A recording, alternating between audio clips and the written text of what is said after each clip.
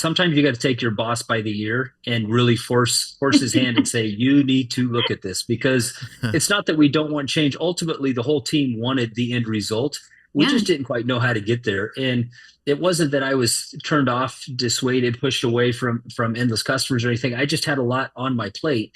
Hmm. But it was the most important thing I needed to look at the time. I just didn't know it at the time. So if you're in that position, have heart, have faith, and make someone read the book and get in front of this.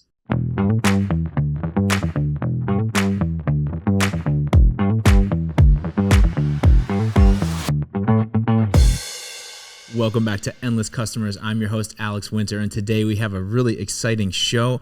And to kick things off, I'm going to introduce you to Janet Mendez-Latouche. Janet, welcome back to the show. She's a website strategist here at Impact. How's it going, Janet? Going well, going well. I'm super happy to be back and with some of my most favorite people. Yes. So Who'd you super bring excited. along for the show today? Who are we talking with? I'm excited to get into this. I have the amazing roepaint.com and I have their team. So we have the CEO, Andy, just an amazing CEO, honestly. I've just been great to get to know him, especially I remember meeting you, Andy, at Impact Live, and it was just such a great conversation and the beginning of our journey together. And then we have Ashley, the marketing and content manager, who really saved the day. And you will get into that story a little bit later. Excellent. Well, Andy, welcome to the show. Thank you. Good to be here, Alex. Janet, good to see you again. Me too. And Ashley, welcome to the show as well. Thank you. I'm excited. We're really excited. We got a lot to get into, and we got to roll up our sleeves. We have so much to talk about, so much ground to cover. You guys have been crushing it with Endless Customers. Janet's been letting me in on a little bit behind the curtain of what you've been doing and just all the amazing things that are going on. But before we start with all of that cool stuff, can you set the stage for us, either Ashley or Andy, whoever wants to take this one?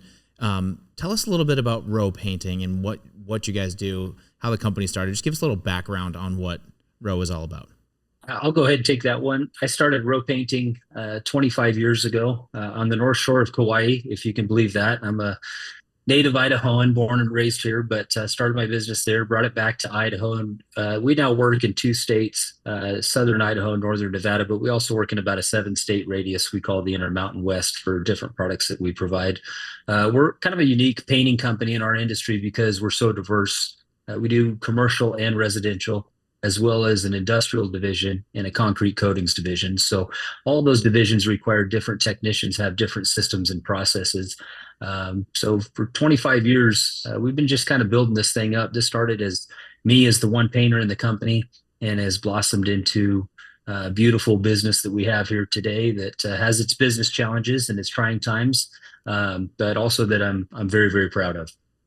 Thanks for sharing. And what business doesn't? There's always peaks and valleys as we navigate through the economy and move into the future as we scale. So we're definitely going to get into some of those peaks and valleys. But how did your endless customer journey start? Or where did you start to at least uncover the principles of endless customers and really get involved with impact and coaching and training? Like, how did that story start for you, Andy?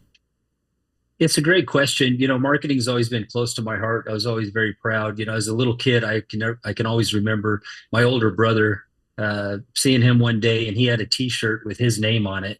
He also owns a painting company, and I remember being like, "Wow, look at that! He's got a T-shirt with his name on it," and I was so proud of that. And so it's always been fun. Of course, the early stages of business, designing your logo and putting your brand on your truck is a really exciting time, and then things grow.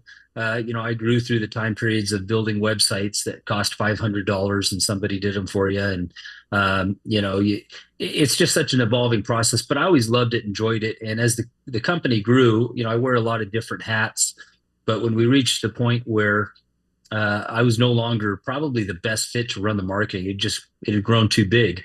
I didn't want to fully let it go. And so at that point, I want to say this was maybe around 2020, that maybe 2021, where we decided to have an outside marketing firm. And we worked with that firm that was specific to our industry and trade for about 2 years, learned a lot of good things, great people on that team, really appreciated them. And we reached a point where we just didn't quite feel like it was the right fit. And we were making a change to a company that had built probably our most marquee website, well, definitely our most marquee website in 2019, who had a great eye for design. And we decided to move all of our marketing to them. It was it was costlier, but we felt like it was going to be a better fit for us. Mhm. And one of the last things we got from the smaller firm was the book. They Ask You Answer. And so it was kind of the last, you might read this. Yeah, still friends with that individual that runs that company to this day. Okay.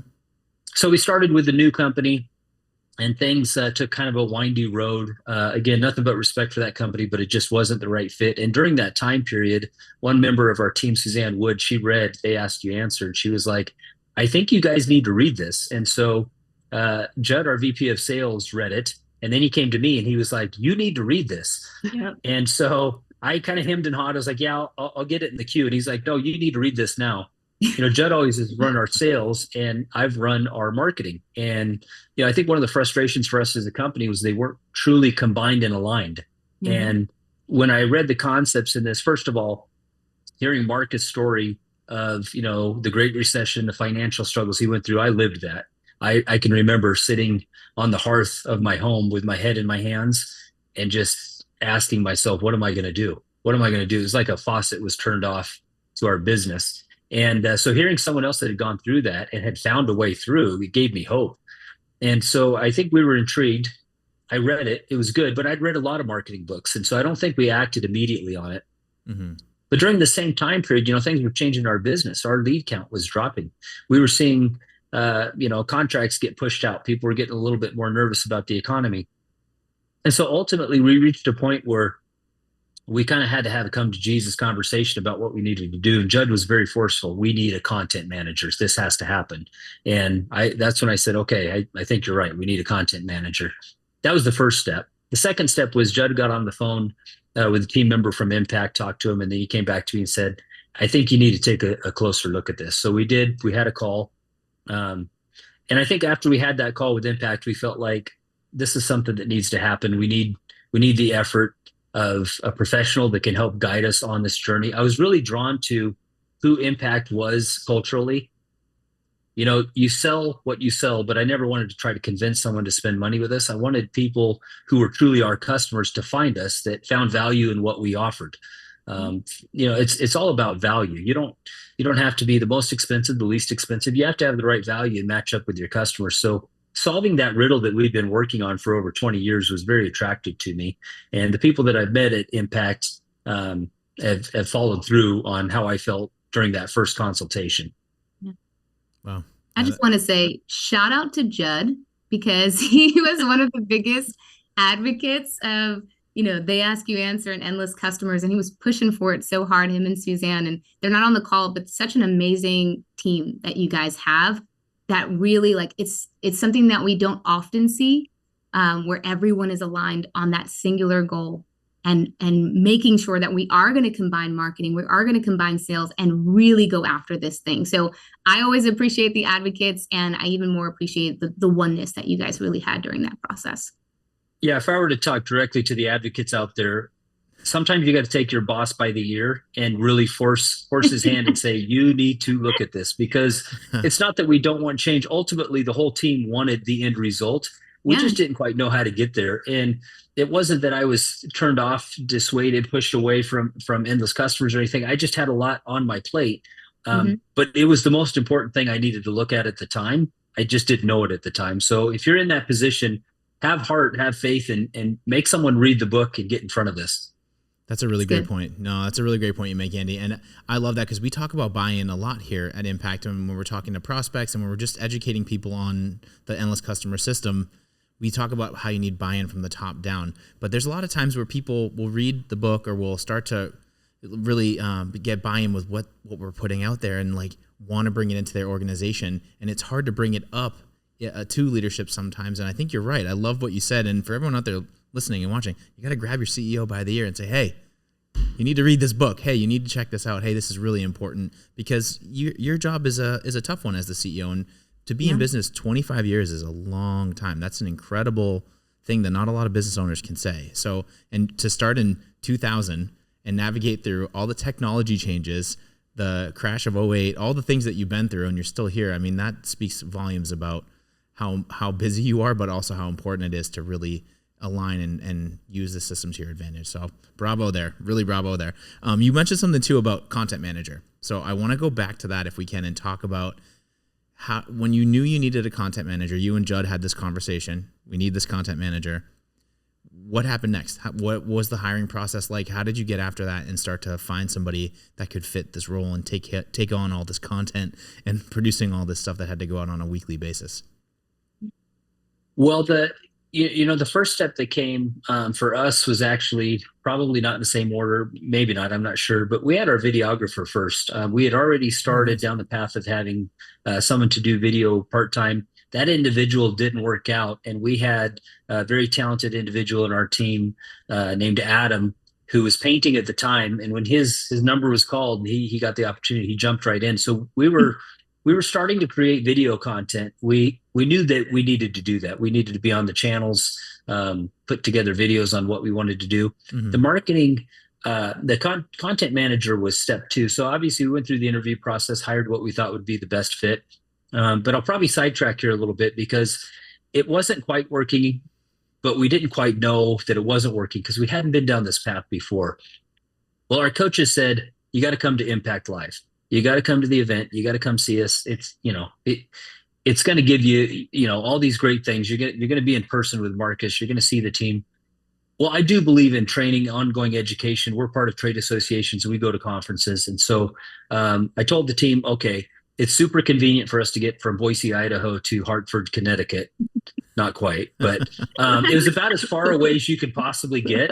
And the timing of it was around 2 other conferences we had. And I was like, oh man, but I knew we needed to do it. So Judd, Suzanne, and I booked our tickets. We made it happen. And we came back east and went to the conference. I didn't know what I needed to learn there, but I knew there was something that I was going to take away, that one thing. And I actually got 2 things. But the first thing that I got that was really, really important was I realized who we had was not working. It wasn't going to happen. They weren't the right person. And so when we left, I said, we have to find the right person, not only in talent and skill, but, get it, want it, competency and capacity to do it. 100%. And so when we came home from that trip, we made the decision to let the first individual go. We started our hunt back up. And obviously that's the best thing that ever happened to us because we got the best content manager in the world. And I will gush over her all day long because this is one of the most talented people that I've ever had the pleasure to work with. You talk about somebody that shows up with a great attitude, with a willing spirit, with good background knowledge, and just took to the coaching right away and joined the team, cultural alignment. And from there, our journey just changed. It was like we were kind of just running on a flat, and then all of a sudden it was smooth and we were cranking. And the difference was just night and day. So having the very talented Ashley join our team changed things significantly. Ashley. Yeah, for real. Ashley is amazing. And that's why I call her the saving grace, because what we didn't mention is that this happened just as, Andy, we had signed like an agreement to move forward with building a whole new website, remember? So we had talked about this like an Impact Live where we're like, yeah, we're going to build a new website with the content manager. I think that's when we realized, oh, this is a good bet to kind of begin this project. So we had this really like dilemma where it's like, okay, we're starting this new project, but who the heck is going to write the content, right? So we had to shift things a bit. But when Ashley came on board, it was like, everybody could breathe again and we can get the content right on the site. And when I tell you, she just like ran with what I gave her, even getting past my training and coming to me with things. And that I think is just like star-studded content manager, the best I could ask for. And sorry, Ashley, we're just gushing about you. Haven't gotten these yet, but. And actually, you hit on a really good point there, because actually that was the second thing that I took away from that event. So I maybe gave it to you out of order there, but on one of the breaks at Endless Customers, I came back to the table and Judd was just looking at me and I was like, what's that look? And he goes, well, you're not going to like it. And I was like, lay it on me. He said, we don't have to do it today, but I think we're going to need to rebuild the website. To give you guys a little bit of history, we had rebuilt our website in 2019, and that website did a lot for us. We went through some amazing times with that, brought a lot of legitimacy, really took us from kind of the mom and pop look into a more professional look. Okay. It was beautiful. We redid the website with that same company. That was the second marketing company that we worked with, and they do great work. Nothing negative to say about them. But they halfway through the rebuild of the website, we found Endless Customers, and so we were trying to work with them to now bring some of the Endless Customers elements in and it just wasn't working. So then we ended up rebuilding again. So halfway through the first rebuild, we rebuild again. We finally complete that. So now Judd's telling me we need to rebuild the website for the third time in 12 months. And I'm sitting Oh there boy. looking at him, going, You're crazy. what do you mean we need to rebuild it? Yeah. But, fortunately, Janet was sitting at our table there. She explained, you don't have to do this right now. I never felt any pressure from, the Impact team to spend money that we didn't have. But as she explained the platform, the elements that we were discussing during Impact Live and the things that we could build into it. And then, yes, the ability to self-control our website and build these things. Mhm. And that also led to who's going to do it. And Suzanne and Judd and I are looking at each other, all wearing all of these hats, going, who's going to take this on? In 2019, when we rebuilt the last website, I locked myself in my home office for a month and wrote every piece of content. And I was very proud of that. Wow. But all of that content had been changed and shifted by SEO companies that had managed our site. And some of it was so unbelievably embarrassing that some of the pages I didn't even want people to see. They had become written for robots. They had lost their heart. They had lost their connection. When I wrote them, I was the heart and soul of the company. And you don't find a heart and soul of your company overnight. You don't offboard that unless you meet Ashley. When you meet Ashley, someone who has the ability to come in, combine their skills and talents with the coaching from Impact, she truly was able to reach that heart and soul of the company. So the word pictures she was creating with her blogs, with her content, with the website, I remember, I was reviewing everything of her predecessor, and every time I was like, I don't even know how to edit this. I don't know where to begin. And once I started seeing what Ashley was writing, I was like, this is amazing. I know Judd continued to work with her and still does on some of the technical stuff. So does some of our SMEs. But for the first time, somebody could take this task on, and it didn't have to be me. And it was so incredibly liberating. Wow. That's incredible. What a great story. And it's uncanny because I remember meeting you at Impact Live in Hartford as well. And these takeaways sound like you got a rock star content manager out of it, which Ashley, I'm coming to you next for some questions. Yeah, so get ready. But Andy, you also realized you had to redo your website, and I just think it's really cool. And I have to shamelessly plug quickly here the fact that Impact Live is coming back to Hartford this August, the 18th through the 20th. So make sure to get your tickets. Go to impactplus.com because you can meet some really amazing people like Andy. So Ashley, now it's up to you. I really want to hear your take, right? So we heard the CEO's perspective. What was it like for you coming into this role, replacing the old content manager and taking on marketing and content, and just really like, what was that like for you as you started to implement Endless Customers and start redoing all this web content and all this blog stuff and everything? What was that journey like? Yeah, absolutely. So I kind of have a unique background. I'm coming from the other side of this where, Andy and the team had used agencies and freelancers and people who weren't in-house in the office working, one-on-one with the team. I've been a freelancer for over 4 years at this point, and I was starting to get really frustrated with that process. And don't get me wrong, I loved freelancing. It was a great fit for me. It was a great opportunity to learn and to connect with some really great clients, to learn a lot of random subjects and get really smart about some random things, like sales tax and saunas and, Okay. You've been all over the board. Oh, yeah. Accounting. But, don't ask me for accounting advice. Same. But it was a really great experience. But leading up to, meeting Rope and everybody at roepaint.com, I was getting so frustrated because I would create all of this content, right? And I just felt like this little robot that was producing this content, emailing it off, and I never got to see what happened. Yeah, that was it. Yeah. Mm-hmm. Yeah. I had no say in, is this really going to add value to your company? Is anybody going to read this? Are there optimizations that need to be made? It was out of my hands. Yeah, it sounds like you weren't getting any data or like feedback either on the effectiveness of these articles or the things you were writing. Yeah. No, not at all. And so, I realized that, using freelancers and different things can be a really great tool for companies, but the transformative nature of what I did before to what I do now is a 180-degree turn. It's so much more different, and it's so much more rewarding for me to be able to take that content from beginning to end and implement all of those things. And so when I interviewed with Roe, I was, kind of nervous and excited and everything, Sure. and was really grateful to get this opportunity. They all seemed like great people. Did I know anything about painting and concrete coatings? But, as I said, I'd written about a lot of random stuff. I was like, I'll add this to the list. And it's been so fun. Our subject matter experts and everything that I've learned has been really fun along the way. But what was so exciting for me, out the gate, I did a lot of my initial onboarding and training with different videos from Impact, from previous Impact Lives, reading They Ask You Answer, and which, now Endless Customers. And the whole time I'm just nodding my head and I'm going, yes, this is exactly what I wanted content to be from the very beginning. I wanted it to be helpful. I wanted it to be empathetic. I wanted it to be educational. I wanted it to have value. And knowing that I don't have to convince, the Row team that that's what our content needs to do. They already know it. And so it was really validating that I wasn't taking crazy pills. This is what good content is.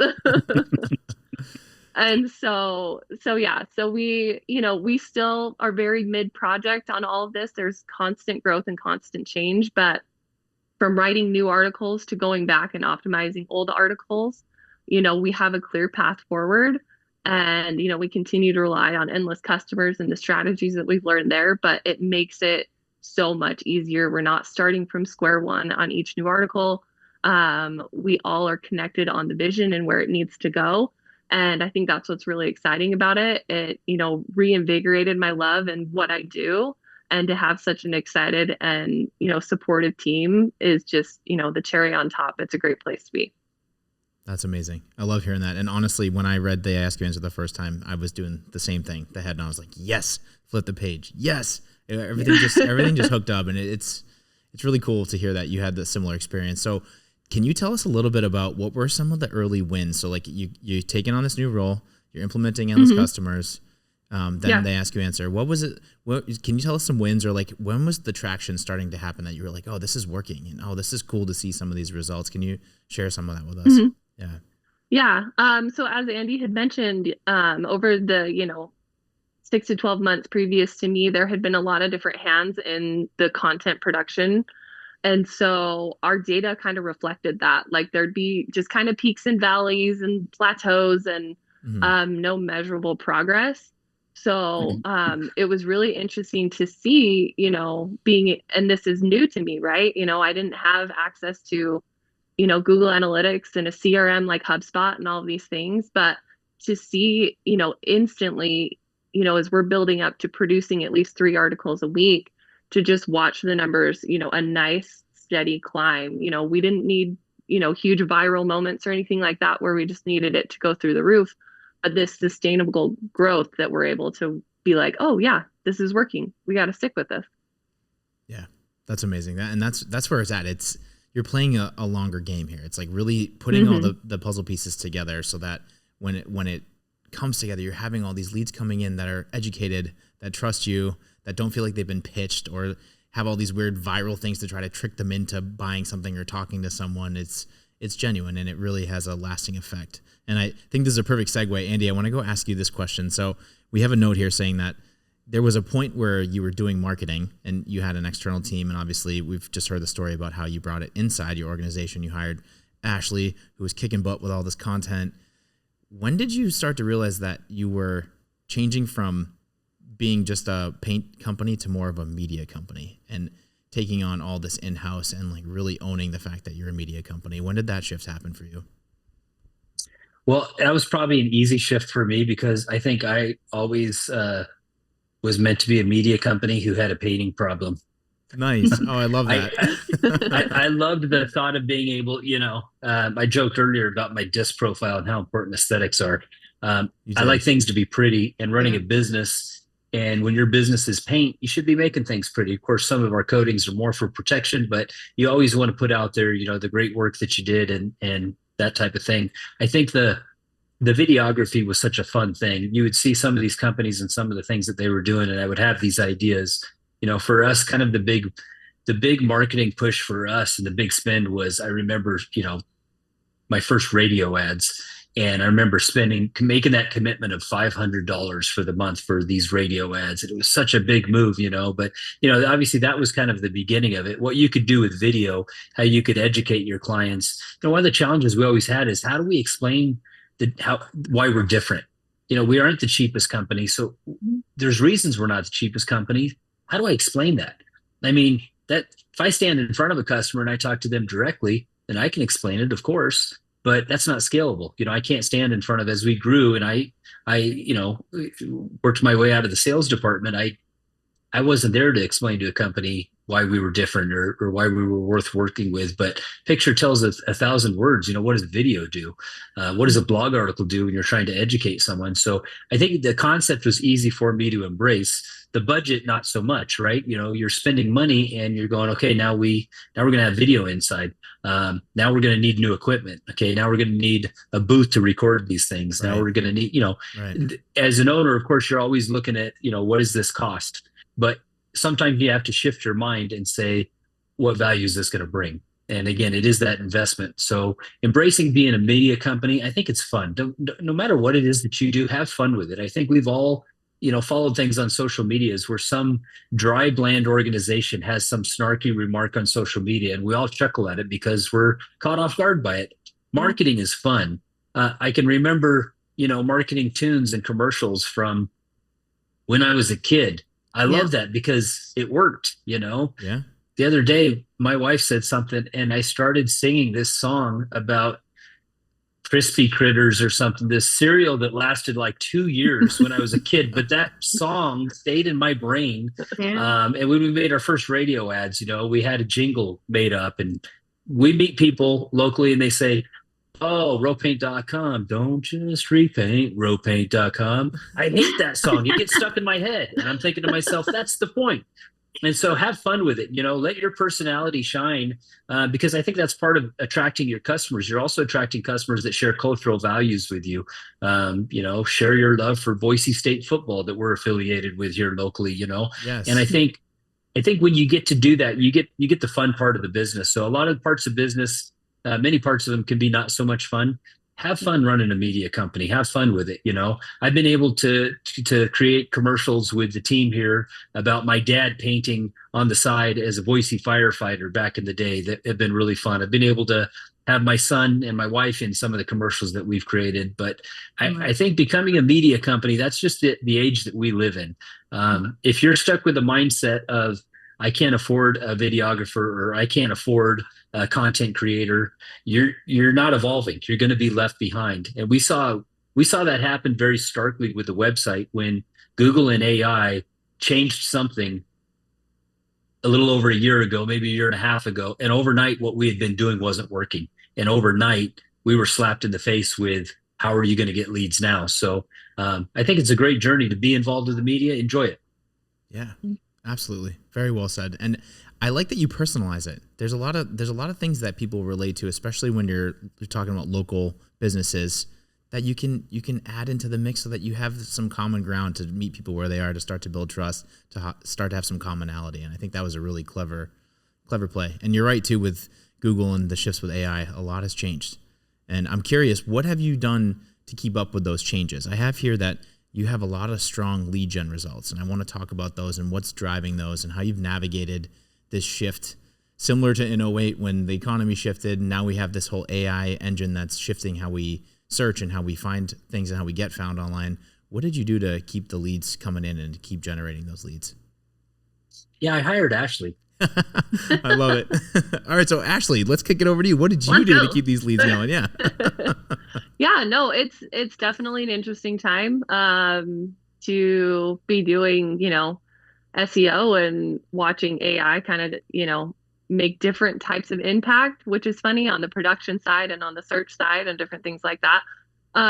But, like we've talked about, just the way we're improving our website and the way we're improving the customer experience, it's changing the way people experience the website, right? Even if they're finding us on AI overviews or ChatGPT or wherever it may be, We're making sure that, once they're on the website, it's an interactive process with, our learning center using video on, nearly every major service page. There's some form of video on there that makes it more engaging to be there, gives out more information, it's more helpful. Clearing up those CTAs, making it a more natural part of, the customer journey and things like that. All these, tiny, seemingly innocent changes add up to a website that's just going to perform overall and a lot better. So in March, if you've listened to Marcus at all, you know that he talks a lot about these like self-selection tools and these like interactive moments for you to create on your website. And being a service-based business, it can look a little bit different because it's not like they're customizing a product. It's how can we give them a customizable experience with a service, but it's digital. And so the first place we've started with that is some pricing tools. And again, we're looking at services that are really unique. No concrete floor coating project is going to be the same because you're going to have different conditions on the concrete. You're going to have different coating types, different additives. Same with painting, you've got different surface types and different paint types, and all these different things go into it. So we've tried to be just really thoughtful on the type of tools that we're creating. So our first one that we've created is a concrete coatings pricing calculator, which is a fun little way to just kind of click through and, how many square feet is your space? What, flooring type are you interested in? What do you want it to look like? What do you want it to do?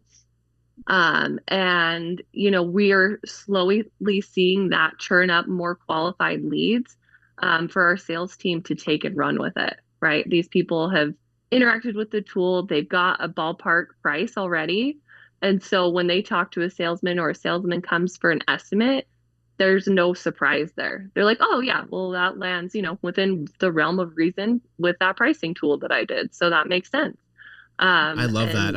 I have to interject here because I think you're right. You made a good point that a lot of people don't think they can, especially in the service industries, put a pricing calculator because there's a range and there's a ballpark and there's no way to just clearly define it. There's all these factors that contribute to it, but you can still give people a ballpark. You can still give them an interactive way to like at least give them a sense of what's up so that they can have a more meaningful conversation when a salesperson does reach out to them. So that's really cool that you did that. Yeah. Yeah. And I mean, I'll go ahead, Janet. I was just going to add, I think part of it is we all know that when you're looking for that product, when you're looking to buy for that service, like you're going to look for the price. And so many times we hesitate to do that because, oh, well, Jen, it's going to be too big of a range. It's going to be too small of a range. It's not the exact number. And I'm like, you can educate this person or this user around that entire experience and still get them closer and probably edge out your competitors because you're actually doing this. And so now you get more qualified leads, people who actually want to work with you and are actually qualified to work with you because they do know the price. They're more educated. There's so many benefits to this thing that I think sometimes we hold on to that hesitation way, way too much. Yeah. Just educate them because they're the only ones in the dark about like all that's happening on pricing, and they're looking for it. Yeah. So let's give it to them. Yeah.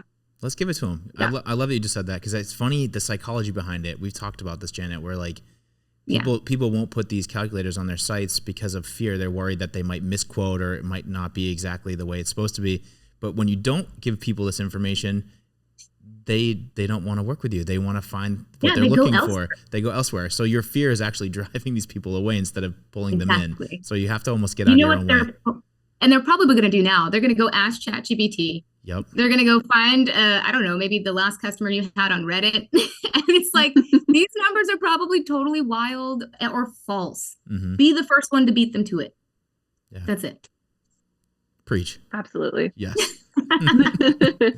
So Ashley, so you got the pricing tool up and running. It sounds like it was really meaningful. I also have on here that you had service area pages. Can we talk a little bit about what those are and how those affect? Yeah. Absolutely. So I think Andy mentioned before, we kind of serve the southern region of Idaho and the northern region of Nevada. Mm-hmm. And where we cross so many different service types with residential, commercial, and industrial. And then we've also got a lot of different demographics going on where we've got pockets of larger cities and a whole lot of rural customers out there who still need quality service. And so these service pages have for a long time stood at the top of our highest performing pages. So it's really important to us that those pages are doing what they should. They're presenting the information that they need. They're converting people in the right way. And if they're not, we're making adjustments and we're experimenting and we're figuring out what's missing and what's gonna get them the answers they're looking for, because those are the ones that are showing up. So yeah, we just continue to, we're adding new ones, you know, because like I said, they're not big, super big cities, but they're still areas that we can get to, you know, pretty easily. And so it's important to us that they know that we're there to support them, and our crews are ready to help. So the service area pages are a big part, you know, they're as important as our homepage in a lot of ways, because it is the homepage for people in certain locations. So yeah, those are kind of a fun, I think, thing to experiment with and watch and see how those continue to shape how we get new leads.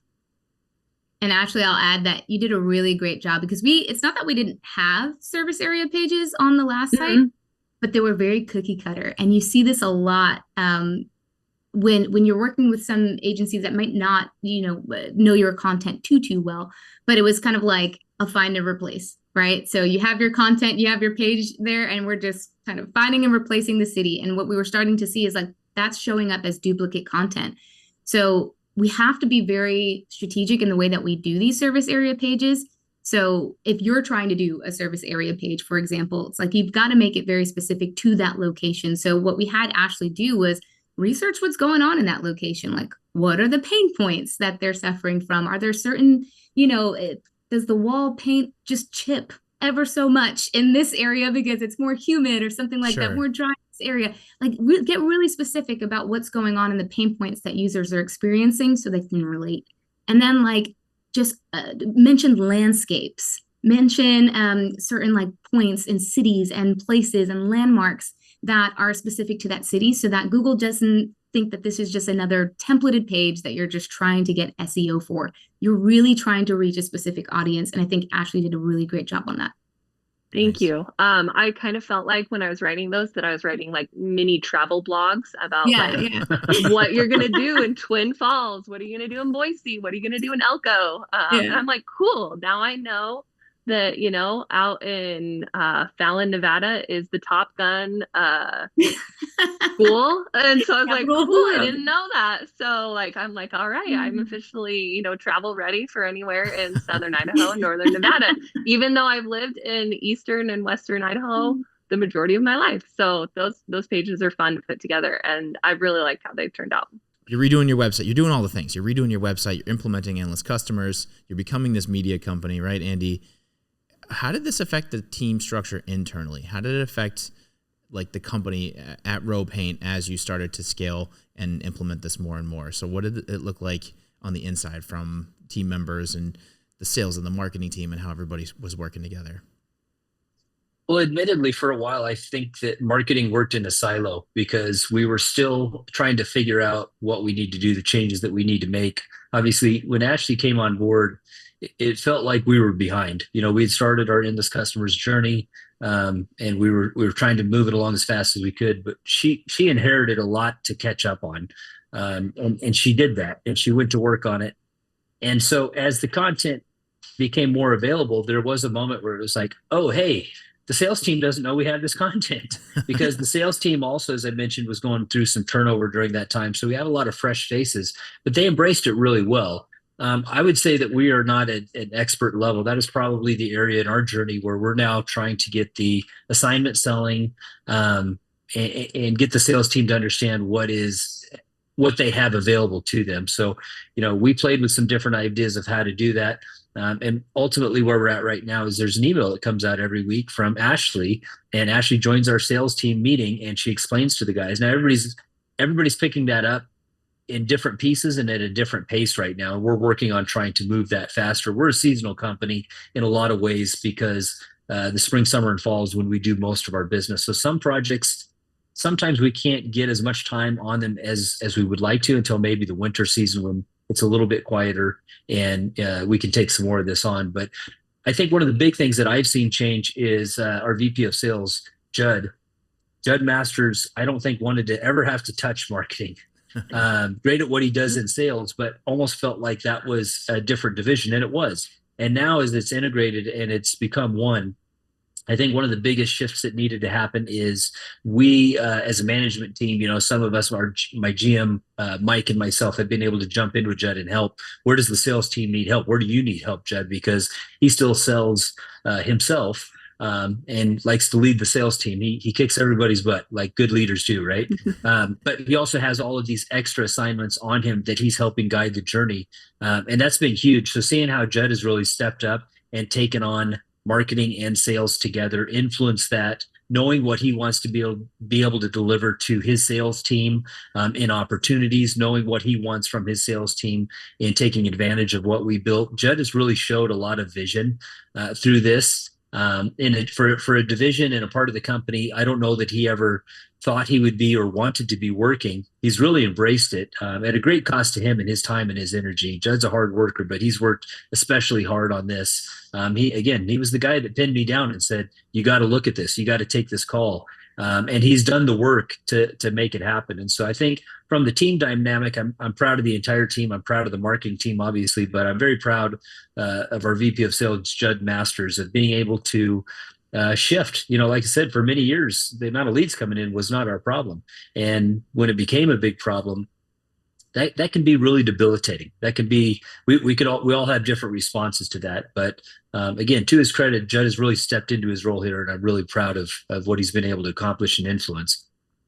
That's amazing to hear. Really amazing to hear. And can we segue into this? I think this is a perfect transition point to talk about what kind of results are you seeing now that you've made all these changes.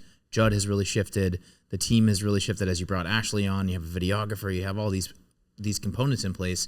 What results are you seeing, and how has it shifted Roe Paint as you move into the future?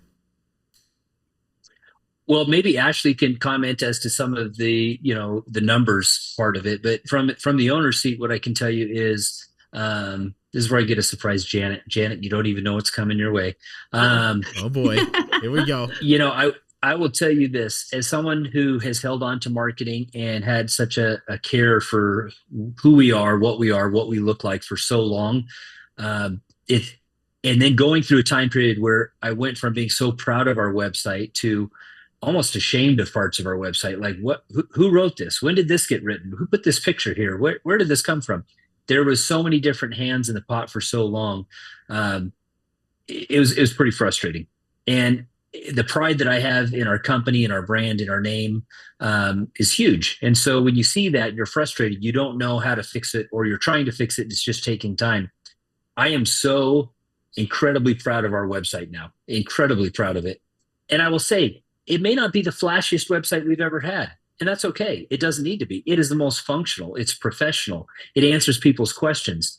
I'm incredibly proud of that website, and I didn't touch it. This was Janet working with Ashley and, Adam coming in with the video and the pictures. This was a team effort, but, Janet, you never pushed the new website on me. But I knew in my gut we had to do it. And it was if I'm just going to be blunt and a little bit vulnerable, it was a tough financial time for us to make the commitment that we did to building the website. But I felt like we didn't have a choice. We needed to change. I mean, what do you have if not your website? To educate your customers, to speak to your customers, that's ultimately it. You can have some flashy social media pages. That's great. But ultimately, your website better tell customers who you are, what you're about. And that's your opportunity for them to get to know you and what you could do for them. And I'm incredibly proud of what we have now. Sometimes I feel like we've always been a pack leader in our industry, definitely in our market. And sometimes I felt like I could see that gap closing a little bit as other companies figured out what SEO was, or rebuilt their websites, or did some of the work. But now I'm very confident that we lead the pack and there's not a close second. That may sound arrogant. I don't mean for it to sound arrogant. It's just confident in what Janet and Ashley have built when it comes to the depth of the content that's on there. I feel like we're grown up now. Before, we had a website that made us look grown up. Now we actually are grown up. Oh, man, you're gonna have me tear over here. Don't make me tear on the podcast. You did a great job. I said this yesterday in our coaching call, and there was a long pause. And, both Allie and Mandy said, "Have you told Janet this?" And I said, "No, I like to keep Janet hungry. I don't want her to get too big of a head." No. But no, we're incredibly grateful for the work that's gone into the website and the coaching. And so as far as the results that it's had, I know in the sales meetings I hear a different thing. Even though I don't feel like we fully adopted assignment selling, I hear the sales guys making comments. I went to a customer's house and it was half sold for me. I hear sales guys talking about, I was speaking with a customer, and before they saw that video, they didn't know that we did fill in the blank. And so we're starting to see the effects of it, but I feel like we're just at the infancy of what the effects are going to be. And as our beacon gets louder and our SEO rebuilds to where it once was, I think it's going to be, that momentum. You push that rock up the hill, it's so hard, but on the other side, you just can't keep up with it. So from my seat, that's what I've seen as far as the changes. Ashley, you could probably speak to more measurable changes as far as KPIs that we look at when we're looking at the numbers. And Ashley's kind enough to send me the SEO report every week, and so I get this short little video, and I get to see some of these numbers. She knows I'm a dumb old painter, so she gives me these nice little graphs where I can follow the squiggly line and see where we were a year ago and where we are today. No, and the good news is the squiggly line's going up, so that's what we all want to see, right? And like I mentioned before, it's not. It's not like we flipped a switch and that everything is sunshines and daisies. There's a lot of work. There's been a lot of work already. I started with this company in December, and we've just been kind of laying that groundwork. And every few months, it feels like we enter a new phase, right? And so we started getting the content consistent, cleaning up the blogs, building the learning center, changing, those major pages on the website. And then, so we're seeing the traffic go up. We're seeing the service pages perform better. We're seeing more form fills. We're seeing all of these things just kind of slowly in a very sustainable way, add more growth. And when I say sustainable, I mean, we're able to, as we see those leads come in, we're like, okay, well, what's next for that lead? What do we do? Okay, we build that workflow. We, need to change our follow-up process. We need to help this salesperson with this part of their process. Right. And so it's been very manageable in the way that we just kind of take a bite out of the process as we continue to move forward. And I think one of the most rewarding things out of it is, getting calls from the sales team and them saying, hey, I talked to this person and, they already saw our website and they're ready to go. And, everything looks great. And to hear that it's slowly trickled down to the customer experience and we're actually hearing that feedback is just golden. And so it's just a matter of being patient and being consistent and not expecting miracles to happen overnight. Sometimes we get a sprinkle of a miracle here or there. But for the most part, it's a waiting game and it's a consistency game, and we're continually seeing gains from that. And so it's fun to see, but there's no time to slow down. It's all about, evolving and continuing to improve the process and the experience for our customers. Yeah. It's incredible to hear too, that the content is directly contributing to great sales conversations, and that your sales team is having more meaningful conversations with people because they're already qualified. They've already been assignment sold. They're already doing all the things that you've teed them up for. So that's just wonderful to hear. Very, very cool. Janet, one last question that I want to ask you before we wrap up here. Is there anything about the Roe Paint story that we missed, or anything that you really want to highlight? I know you worked very closely with them through this website redesign and through their journey. What haven't we talked about, or what's something cool that you could share with us that maybe the viewers and listeners are curious about? Yeah. So Mandy had given me a great stat, and I'll get to that in just a second. But one thing I appreciate about you guys, not only just your work ethic, you being unified in this entire journey, but you're working on the website, but you're also expanding outside of the website, right? It's like you have this really great foundation now. And I love seeing that you're building out this new YouTube channel. And Mandy, your coach has been letting me know that you're now like doubling in subscribers. And I think that's really important because it's like the website's going to be our foundation. And in this world of AI, as we're kind of like moving slightly away from that organic traffic, right? That people are kind of bringing in and ChatGPT is stealing maybe, but you guys are expanding outside of that. you have the YouTube channel, you're growing those subscribers. And so I think that awareness, even outside of that, you've built a great foundation and you continue to move outside. So I was really proud when I heard those numbers about the YouTube channel as well. And I think that's really important. You guys are just going to continue to grow because you're going after that goal with such fierceness and being unified in that same goal. So I love it. And I love working with you guys. Right back at you. Ditto. All right. Well, now it's my favorite part of the show. This is the one thing. And I love this part of the show because I really think this is the time to reflect about this awesome conversation we've had and your amazing journey. What's something, and Ashley, I'm going to start with you and then we'll go to Andy.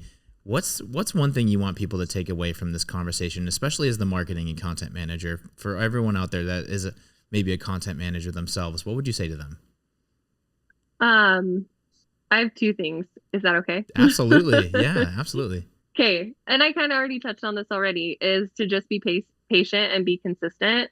When you start seeing those results, don't back down, keep experimenting and keep being consistent. And like Janet said, it's, I've heard the phrase, it's search everywhere optimization now. You're having to sprinkle in all those other resources, but get your foundation built and be patient and then add on that. And then my second thing is, if you're frustrated with your freelancer might be just as frustrated with you. And it's time to bring somebody in, whether it's your freelancer or somebody else. Take it from a freelancer. There's a lot of benefits to having somebody in-house for everybody involved. Great insights. I totally agree with you. All right, Andy, now how about you? For all the business leaders and CEOs out there, what would you say to them is something that they really should be thinking about as we wrap up our conversation here? Well, I hope if you're listening to this, you know who Ron Swanson is. And in the immortal words of Ron Swanson, never half-ass two things, whole-ass one thing. Yes. And what I mean by that is go all in.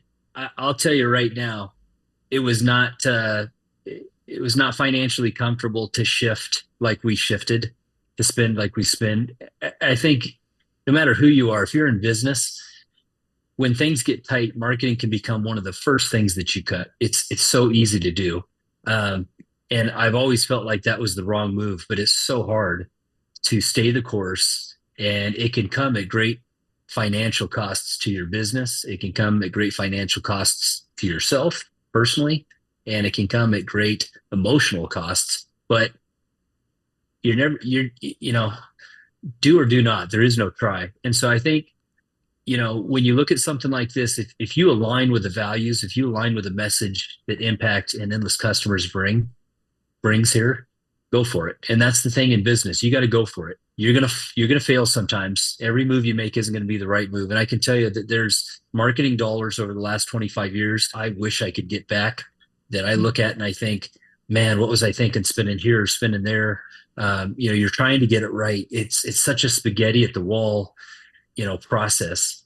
But when you find the right thing, go for it. And I can tell you from the owner's seat, if you are a sincere individual that has a good product for the marketplace and you just need to find the right customers, it's okay. Do it. Go for it. Work with Impact, work with the coaches, do it the right way. Make sure you have a content manager, make sure you have a camera person, make sure you have the equipment. If you can't do it perfectly, that's okay. Do it the best that you can, that your budget allows, but don't dabble in it. If you dabble in it, it won't work. But if you go all in, it's going to be worth it. Excellent advice. And speaking from experience too, I love that. Great wisdom. Thank you. Thank you, Andy. I really appreciate it. Thank you both for being on the show and taking the time to share your story today. We're going to have you back on. I want to hear how the journey continues as we move through the rest of 25 and into 26. Absolutely. We'd love to join you again. Thank you to the whole Impact team. Alex, we've enjoyed getting to know you. Janet, like I said, your work and your influence on our team has been so powerful. Mandy and Allie have just been incredible coaches to work with through this journey. And I didn't mention him, but Will Smith has been such a big help to Judd as we've tried to figure out the HubSpot integrations and how to manage through that. So to all of the team at Impact, and Marcus, you as well, thank you for your vision of what you guys have put together, because it's made a difference for us. Thank you. We really appreciate that. And Ashley, thank you for sharing all your insights as well. It's great to meet you and have you on the show. Yeah, thank you so much. We're excited to see where the rest of the year takes us. So we'll report back. We are too. We definitely are too. And Janet, Thanks for always being on the show and bringing your energy. You're just awesome. We love having you on the show. Always a pleasure to be here. Awesome. Well, that's our episode, everybody. Thank you for watching and listening. And also, don't forget to check out Impact Live if you haven't, because none of this would have happened without Andy going to Impact Live, which I think is really something important to take away. So thanks for tuning in. Thanks for watching. And we will catch you on the next episode.